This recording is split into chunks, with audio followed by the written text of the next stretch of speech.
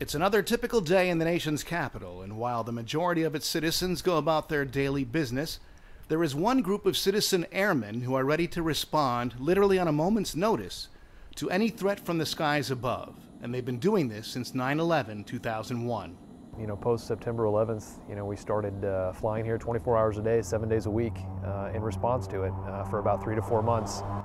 Followed right thereafter by kind of starting the steady state alert mission for the next 11 plus years where we're at right now. Flying F-16 Fighting Falcon fighter jets and known as the Capitol Guardians, members of the 113th Wing, D.C. Air National Guard, get the call anytime air traffic controllers in the National Capital Region determine that a possible threat to the region exists.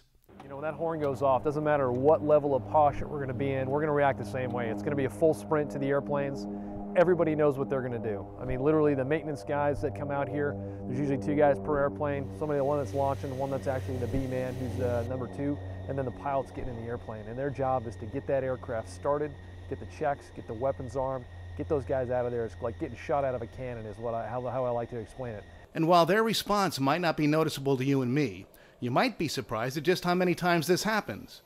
Recently, they responded to their 4,000th alert since 9/11. We may not actually get airborne on a sortie. In this event, we didn't get airborne. We got to the end of the runway, they were able to identify the aircraft, and they were able to pull us back before we actually ended up taking off. So we're very, very busy. We get out to the runway almost daily in response to this. Which is why these aircraft have to be maintained in tip-top condition 24 hours a day, 7 days a week. What we have here on our team is, I like to think is top-notch maintainers, and not taken away from anyone else. But everyone down here volunteered to come down here for this particular mission. We all had secondary jobs where we were once active and on the flight line.